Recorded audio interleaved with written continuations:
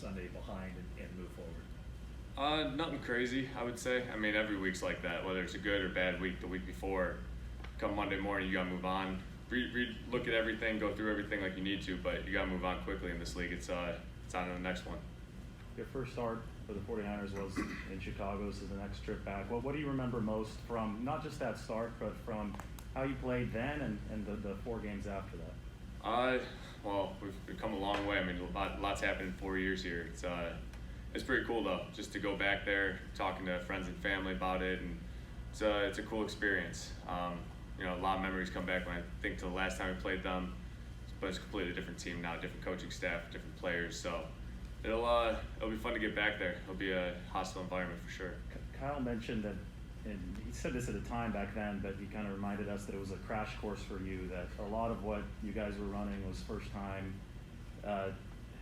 Can you kind of take us back through what that was like? Because you did see a lot of success in those games, but there also wasn't, I guess, was a lot of that off schedule because of how little knowledge of the offense you did have at the time? I'd say it was a decent amount of off schedule. I think there was a good amount of plays happening in rhythm, but yeah, I mean, I can remember times where I was learning something on the sideline for the first time. We were about to go run it in the next series, so thankfully I've come a long way since then. So the mental part of it is slowed down a ton. The verbiage of the offense has changed, so it's completely different than it was back then. Just calling plays in general, running plays. So it's different, but yeah, it's nice to go back to those times and just rethink those through. In that game, you had this stuck with me, but hopefully it's stuck with you. Otherwise, it's a really bad question. But yeah, it's possible. Regardless, this is going to go very poorly. But you were getting hit by like 3 guys, and you were like off your back foot over the middle of I want to say Lewis Murphy, who was very well covered.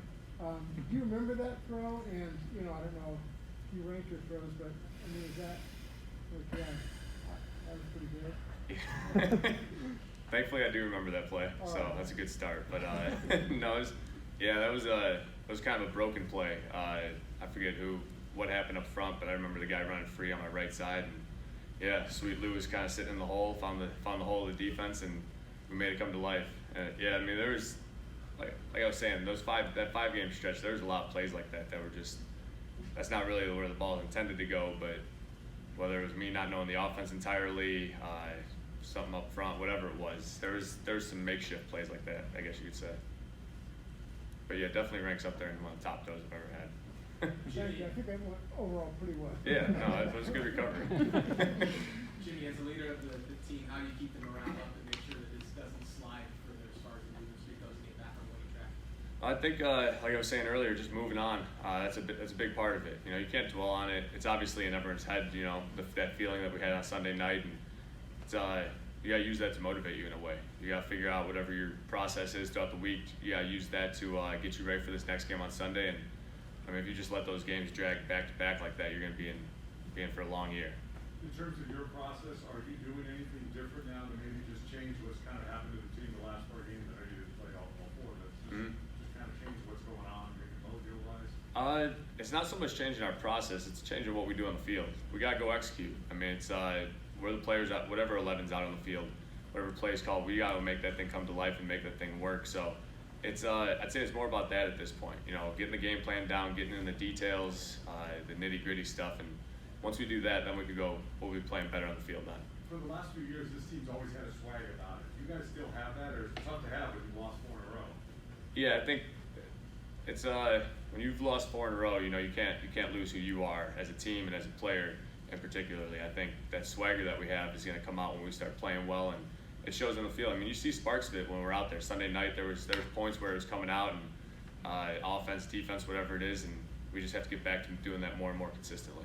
Jimmy, to follow up on what you just said there, is it encouraging that you can point to those little things and say, or discouraging that you have a drive like you had in that first drive against the Colts, and then somehow you can't duplicate that as a game? Yeah, I think that's kind of the way we're looking at it. It's we did some good things. We had some successful drives, some chunk plays that we wanted to get, but we just got to do it consistently. And that's going back, looking at what we did, how we did it. I think the coaches did a great job of that these last couple of days, and they've given us a good game plan so far. So we'll go out there, practice it today, and get ready for Sunday. Jimmy, there were A couple more clips from like the All-22. Say it again, sorry. There are some clips from the All-22 where, you know, the ball goes one place and somebody else is running, you know, free down the middle. Can you, like, how do you explain that? And, you know, does the read take you one place and you're not supposed to look there? Or just what's the process? And then when you watch it on the All-22, what goes through your mind? Well, I mean, if you miss someone, obviously, you know, you wish you could see the whole field, and you're like, damn, I wish I had that one back. But yeah, it's kind of coverage dictated. Each play is different, but coverage dictated, man, zone, whatever it is.